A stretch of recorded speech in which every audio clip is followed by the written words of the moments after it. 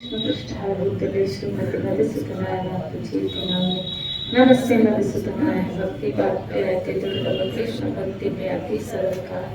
हरे कृष्णा कृष्ण कृष्ण हरे हरे, हरे राम राम राम हरे हरे। राधे गोविंद। यहाँ जो हम सूत्र पढ़ रहे हैं भगवत प्रेम प्राप्ति के जो खुदा जी को बता रहे हैं, भगवत प्रेम को ही जीवन का एकमात्र परम उद्देश्य समझना और इसे हर हालत में निरंतर लक्ष्य में रखकर ही सब काम करना। जहां तक बन सके भोग का त्याग, भोग आसक्ति का त्याग, जगत के किसी भी प्राणी पदार्थ परिस्थिति में राग न रखना। तीसरा, अभिमान, मद, गर्व आदि को तनिक सा भी आश्रय न देकर सदा अपने आप को अकिंचन मानना, भगवान के सामने दीन, अति दीन मानना। श्री खुदा जी तीसरे इस सूत्र में अभिमान, मद, गर्व आदि को तनिक सा भी आश्रय, इन तीनों में क्या फर्क? अभिमान, मद और गर्व, इन तीनों में क्या अंतर है?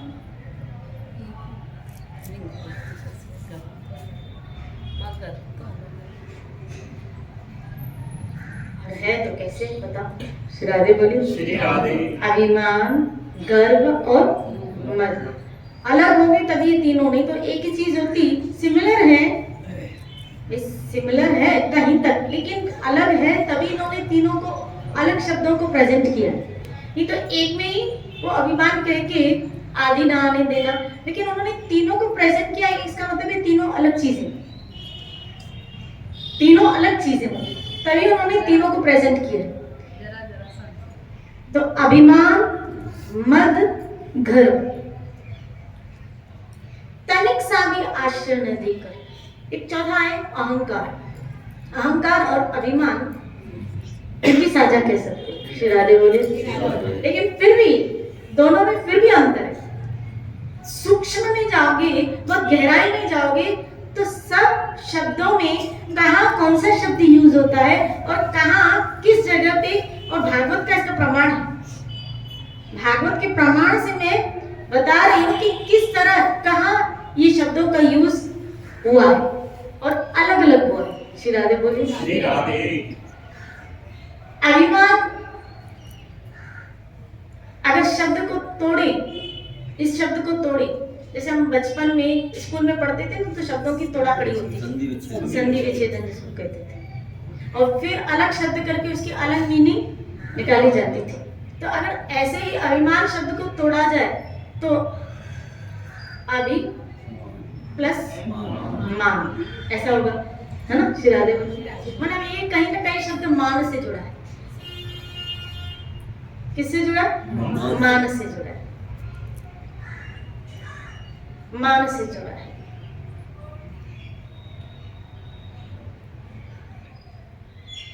तो इसका मतलब है कि यहाँ हमें समझाया जा रहा है कि कभी भी मान का अहंकार नहीं करना।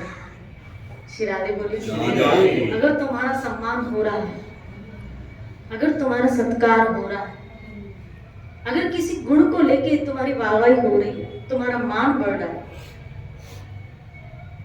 तो उसका अहंकार मत करना। इसीलिए बाद में उन्होंने कहा दीन बन के, क्योंकि कभी कभी वाहवाही,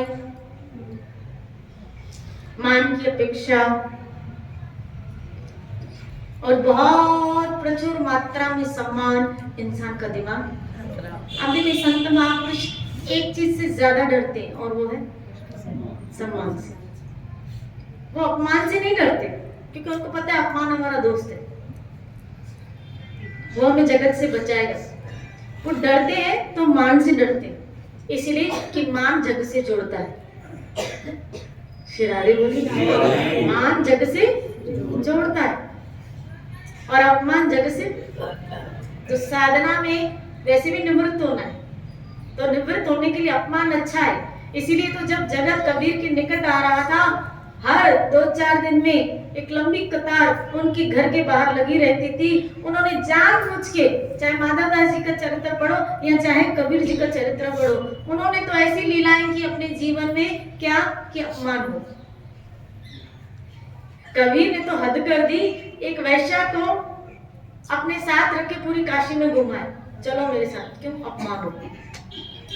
और एक बोतल पड़ती थी कलर वाली, ताकि लोगों को लगे क्या पी रहे।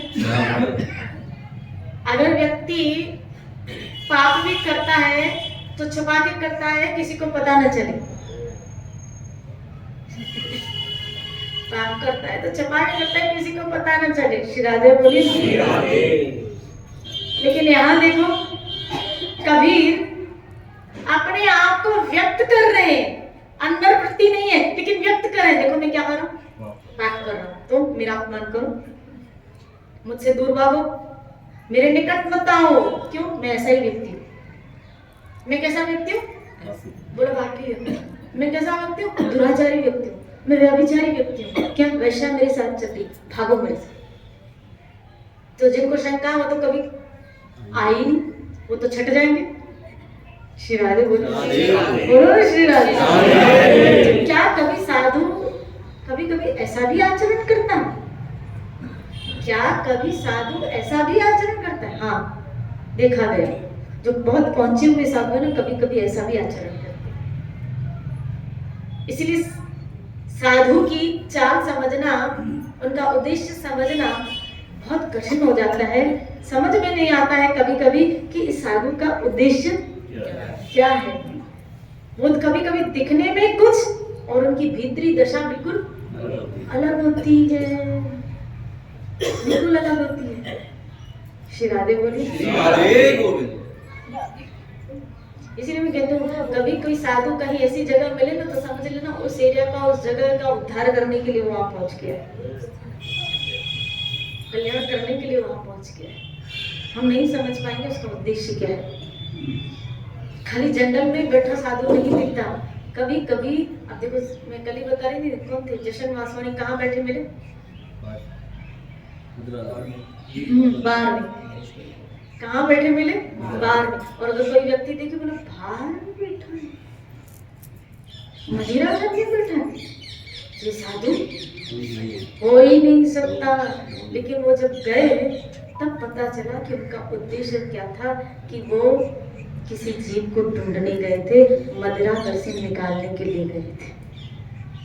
वो पान करने नहीं, लेकिन जो फंस गया था उसको निकालने गए थे। कभी कभी अपना जन, अपना व्यक्ति, फॉर एग्जाम्पल, मान लो कोई अपना निकट का, बहुत निकट का, जिसे हम बहुत प्यार करते हैं, बहुत निकट का, वो कीचड़ में गिर गए, कीचड़ में फंस गए और निकल नहीं पा रहे। तो अगर आपको निकालना हो तो कैसे निकालोगे? आपको भी कीचड़ में, और जब आप कीचड़ में जाते तो हमारे कपड़े भी, हमारे हाथ भी खराब हो जाते।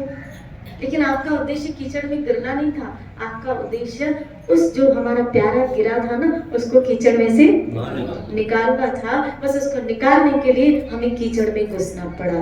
बस इसी तरह, क्योंकि संत अपनी संगत से, अपने शिष्य से गुरु बहुत प्यार करता है, बहुत प्यार करता है, अपना जन करके मानता है। इसलिए जब वो देखता है कि विकार रूपी कीचड़ में गिरा है, तो फिर वो कीचड़ में घुसता है वहां उसको निकालने के लिए।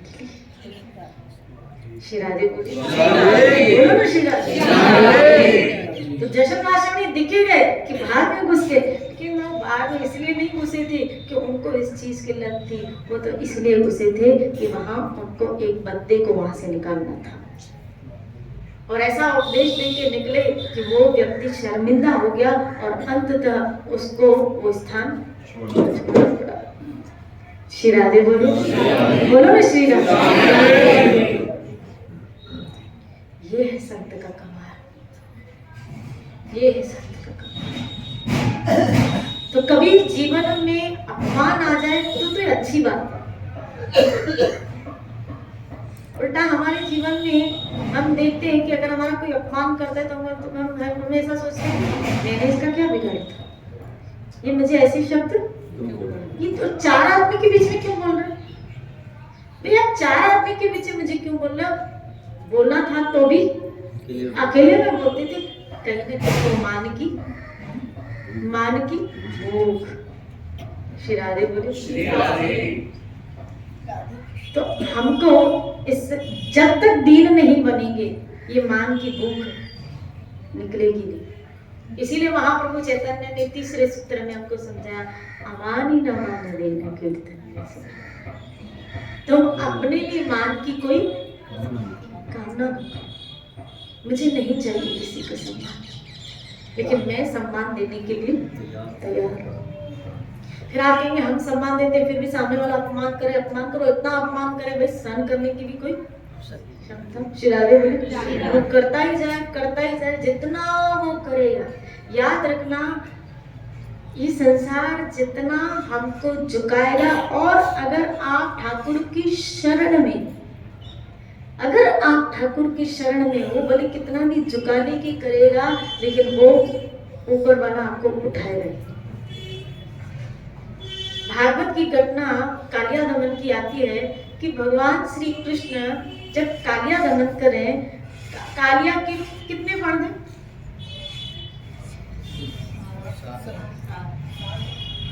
भागवत बड़ी अच्छी तरह मुझे बताओ, किसने पढ़ी है? सच्ची बताओ कितने फण थे?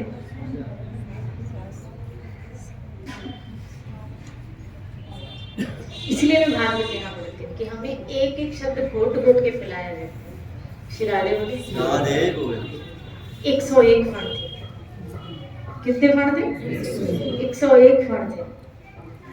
और भागवत में इतना सुंदर वर्णन आया है कि जब भगवान श्री कृष्ण एक फण छोड़ के दूसरे फण छोड़ के तीसरे फण में नृत्य कर रहे हैं, नाच रहे हैं, तो जब नाच रहे हैं कभी उस फण से उस फण से उस फण से उस फण से, तो 101 फण से जब रक्त की धारा बहने लगी, तब ठाकुर जी के चरण के तलवों पे जो लालिमा लगी है ना, मावर लगा है, उस वक्त उस सांप के मुंह से जो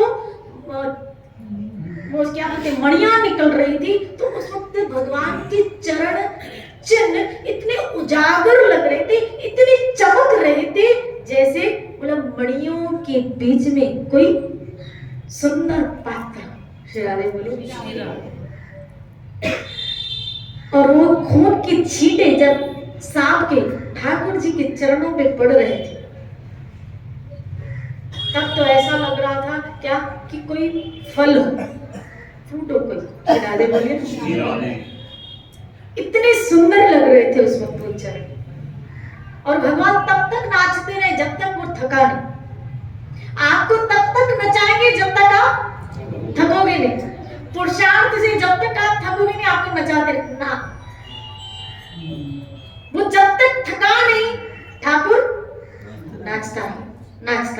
नाचता कि बेटा जब थकेगा तो आएगा ना, तब तक मैं तुझे छोड़ने वाला नहीं, क्योंकि मैंने तुझे पकड़ा। यही तो मेरे ठाकुर की कृपा है कि बार पकड़ता है तो छोड़ता नहीं। तू कर पुरुषार्थ, तो हाथ पाँव मार, बचने की कर। कहाँ भी भागेगा?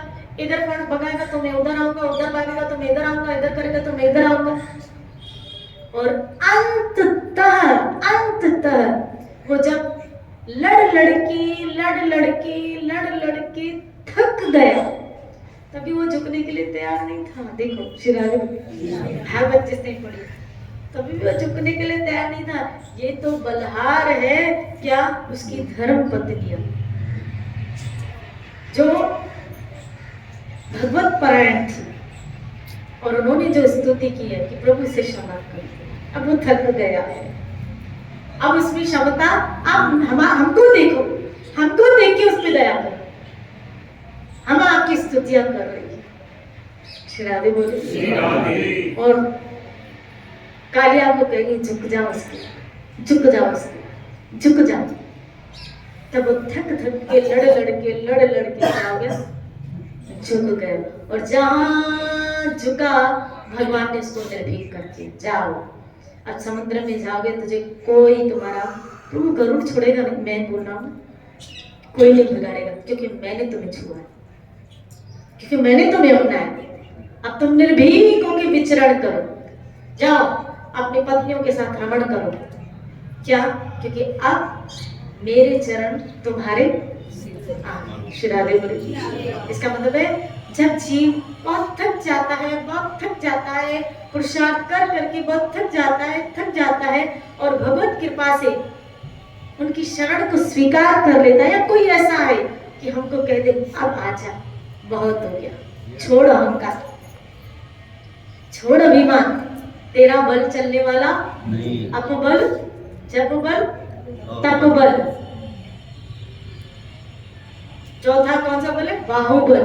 श्री राधे बोलिए। ये चलने वाला नहीं है। झुक जाओ यहाँ, झुक जाओ यहाँ। श्री राधे बोलिए। और जो झुकता है वही पाता है। तो अभिमान यानी अपना अपने लिए कभी भी मान की, और खास करके ठाकुर जी के आगे ये बल्कि काव्या ने की थी अहंकार करके, अभिमान करके। श्री राधे बोले अभिमान करके, और भगवान ने मर्दन किया उसके अहंकार कर। इसीलिए यहाँ खुदा जी कह रहे हैं क्या, इसको पास पटकने मत देना, अभिमान को पास पटकने मत देना, नहीं तो भक्ति तुमसे बहुत दूर है। श्री राधे बोले। फिर आया मद। मद शब्द जो जुड़ा है वो है नशा। अगर साधारण तो उसको अर्थ निकालें तो मद मतलब नशा, मद लगा पूरा चूर लगा, मद में चूर हो रहा है। श्री राधे बोले। और इसका सबसे बड़ा उदाहरण भागवत में नर कुबेर और मणिग्रीव का आया, जिसको नारद ने कहा कि ये नशे में चूर हो, मद के नशे में, वहां शब्द आया है मद के नशे में। श्री राधे बोले। इसका मतलब है यहाँ पोदार जी हमको ये भी समझा रहे हैं क्या, किसी भी प्रकार का नशा भी तुमको, किसी भी प्रकार का नशा, और ये नशा धन का भी होता है। अब इनको किसका था पता? कुबेर के पुत्र थे, तो कुबेर मतलब धनाध्यक्ष, तो मद का तो था ही था, यानी उन्होंने नशा तो किया ही था, लेकिन प्रचुर मात्रा में एक बड़े बाप की औलाद है, तो किसी को कुछ समझना नहीं और कुछ भी कर लो। श्री राधे बोले। यहाँ तक कि सामने संत आया उसका भी तिरस्कार कर दिया। तो यही बात यह पोदार जी हमको समझा रहे हैं कि कभी भी धन का नशा, मद का नशा,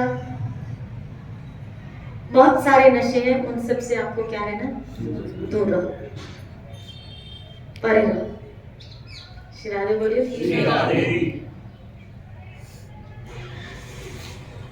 मुझे कभी कभी कई लोग कहते हैं क्या खाली हम पार्टियों में पी लेते हैं। श्री राधे बोलिए।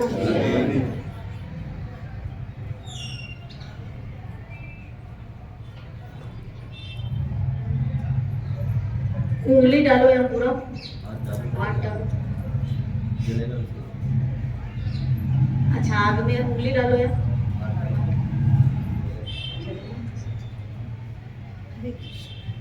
थोड़ा भी है। आज थोड़े की आदत है, कल ज्यादा की आदत तुझे। पहले इंसान कभी कभी पीता है, फिर आए दिन पीता है, और फिर रोज उसको आदत है, और फिर तो जहाँ जाओ पीता ही पीता है। कहाँ से गाड़ी स्टार्ट हुई थी और कहाँ हो पहुंच गए। श्री राधे बोलिए। और कभी कभी तो बड़े लोग यही समझते हैं ये हमारी क्या है, बोलो ना, शान है।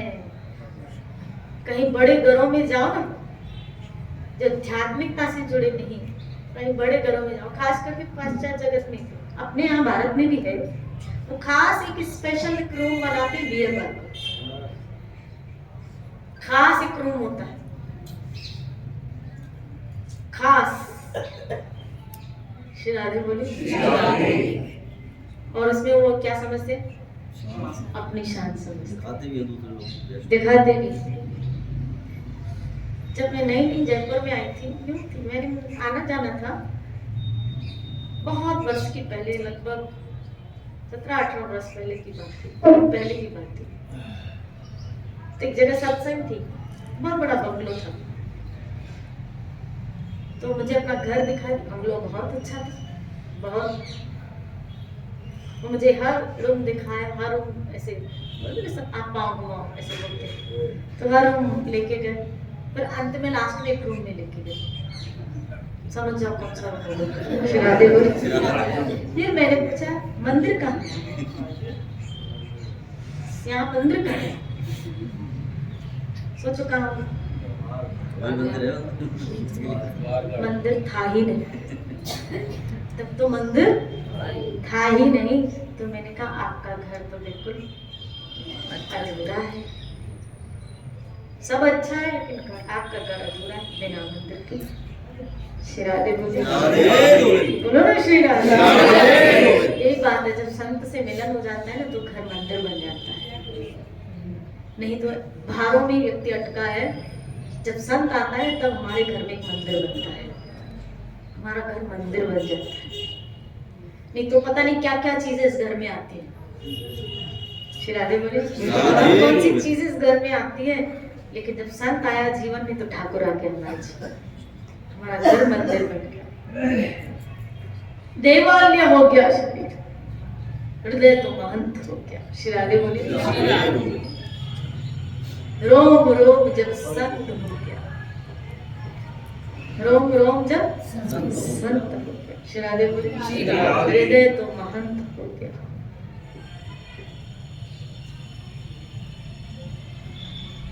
इसीलिए मद इससे भी बच के रखिए। श्रीराधे बोले। तीसरा आया गर्व। हालांकि मैं फिर कह रही हूँ तीनों एक दूसरे के सिमिलर भी है, क्योंकि मद का भी अहंकार है, मान का भी अहंकार है। अब गर्व, गर्व किससे है?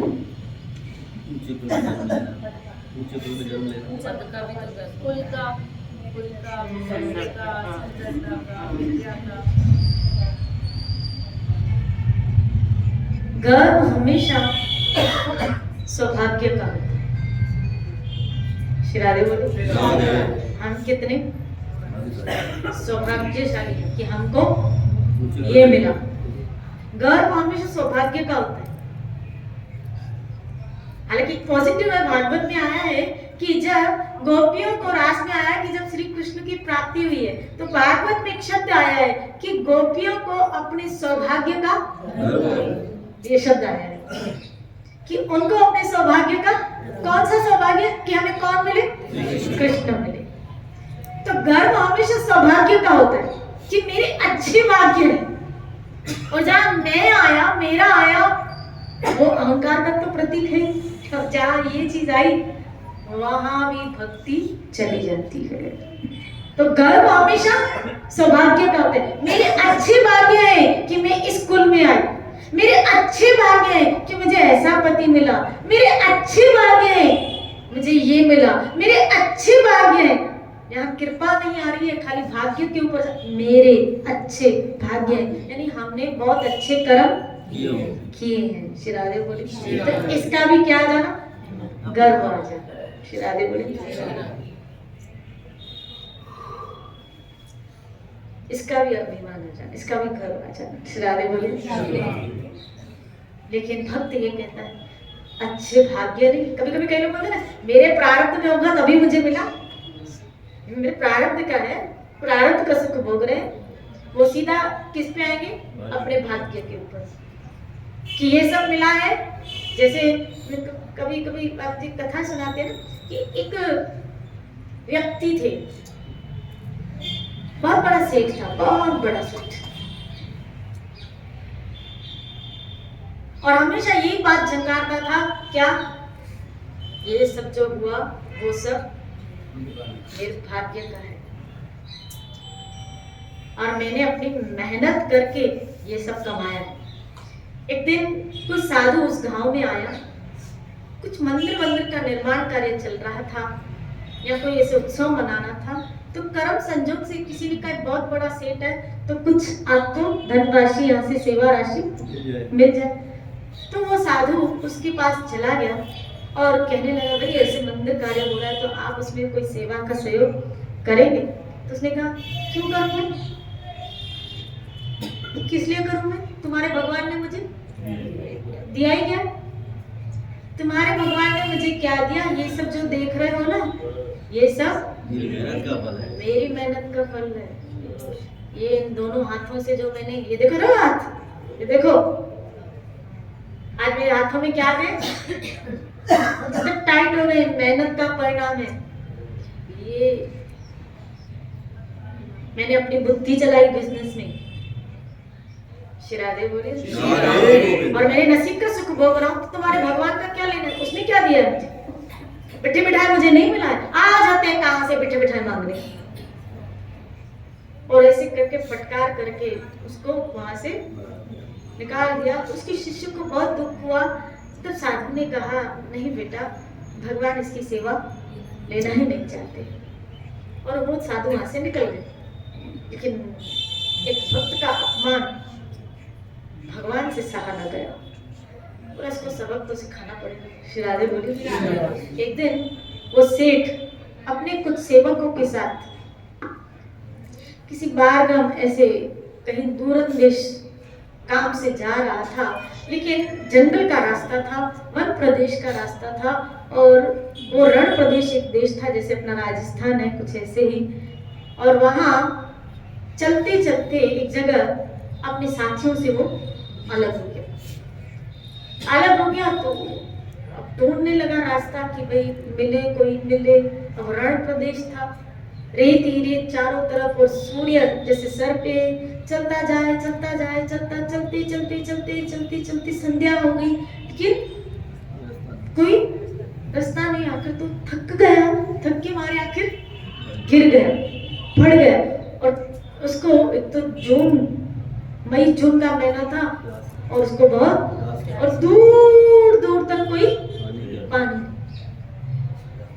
खाली मुंह से दो शब्द निकल रहे थे, क्या, पानी दे दो, पानी, पानी दे दो, कोई पानी, पानी दे दो, पानी, बस यही शब्द उसके निकल रहे थे।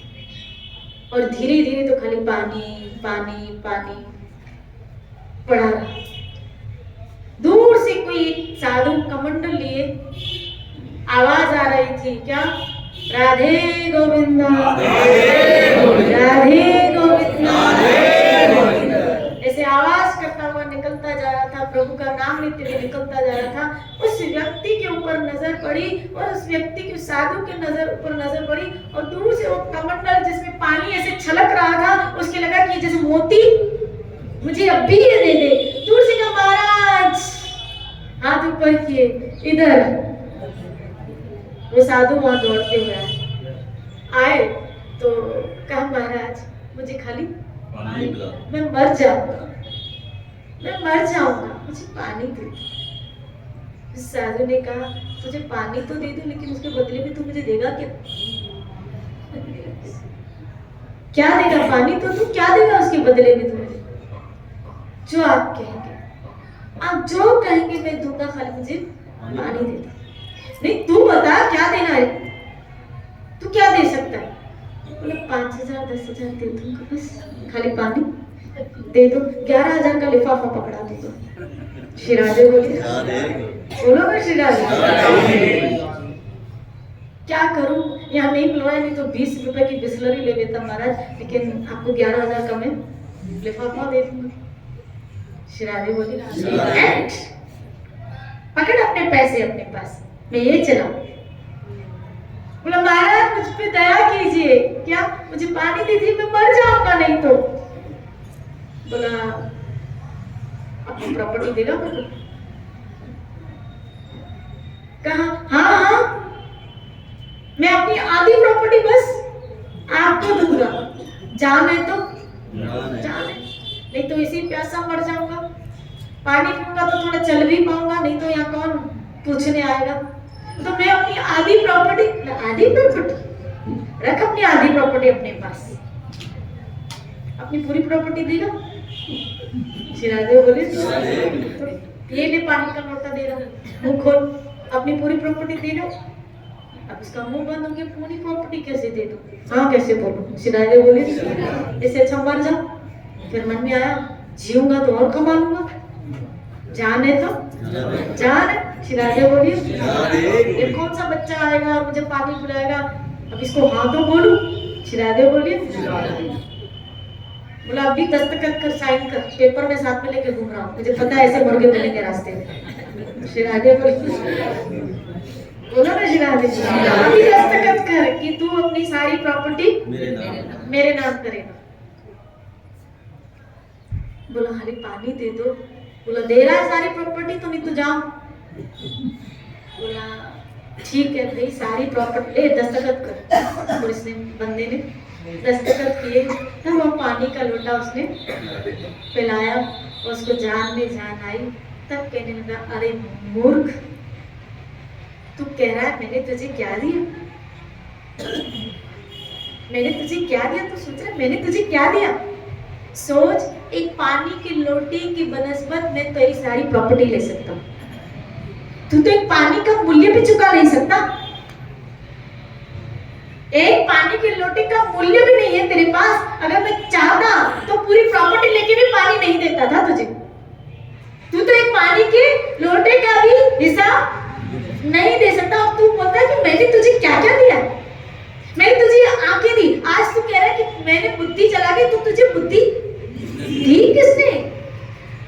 बोल रहा है ना हाथों से, तुझे हाथ में क्षमता, मैं तुझे लूला करता, तुझे हाथ ही ना देता, क्या कर सकता था? तू मेरा क्या बिगाड़ सकता था?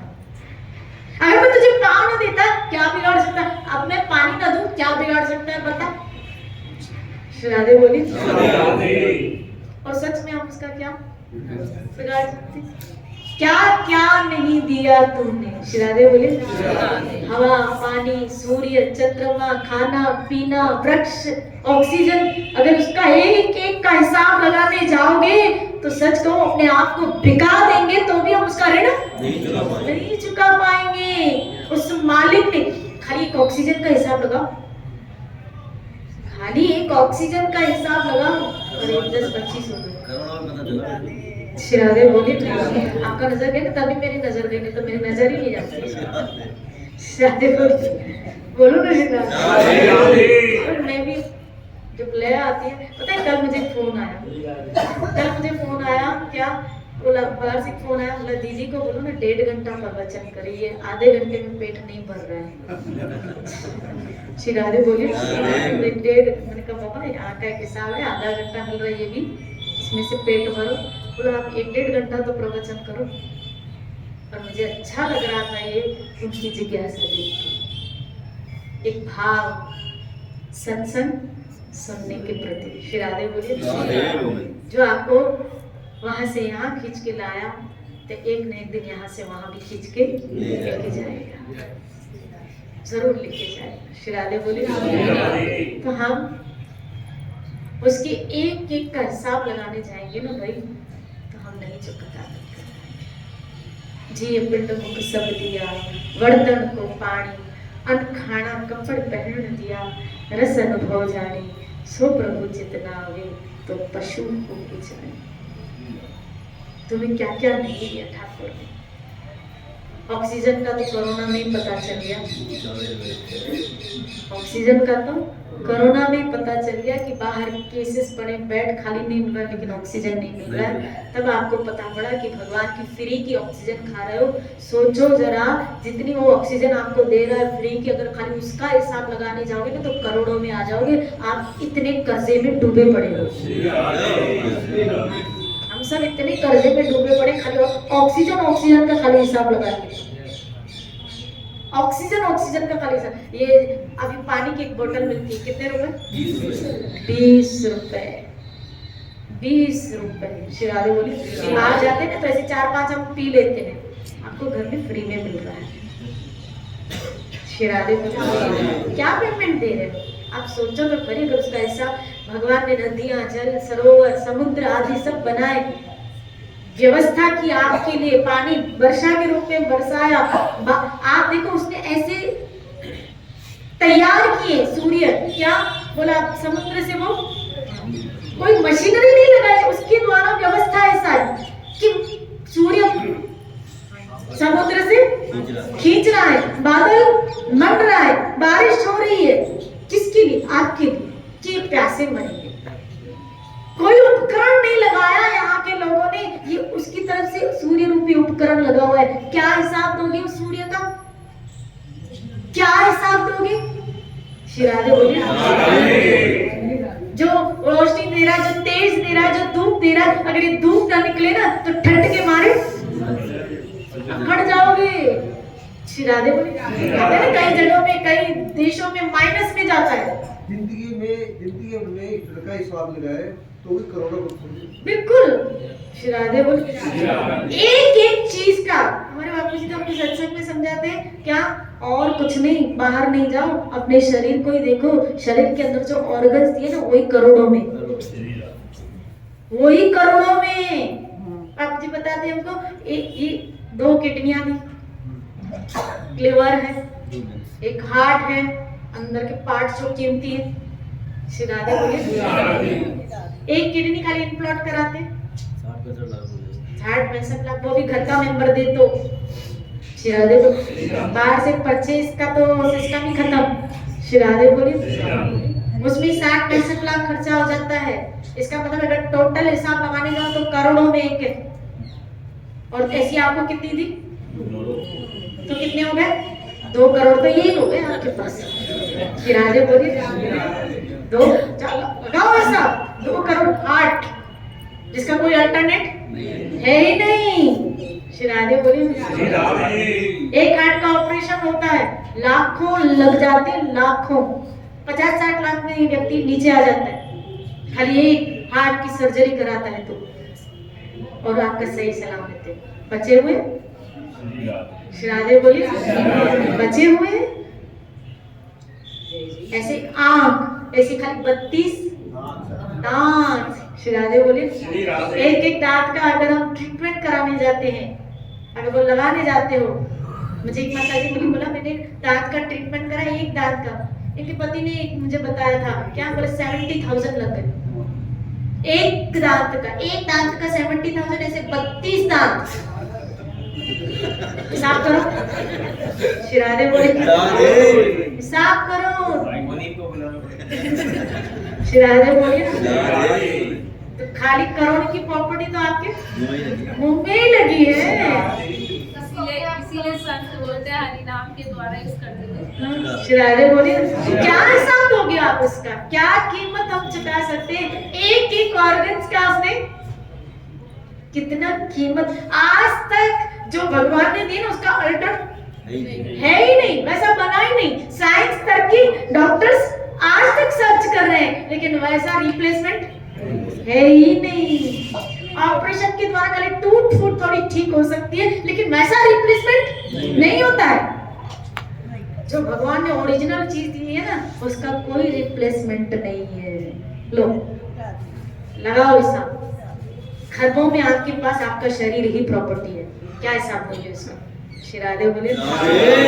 इसलिए भाई उसकी शरण में आ जाओ और धन्यवाद करते हुए चलो। थैंक यू कृष्ण, आपने बहुत दिया, प्रभु आपने बहुत दिया। आपकी कृपा कि आपने इतना सही सलामत, इतना अच्छा मनुष्य शरीर दिया।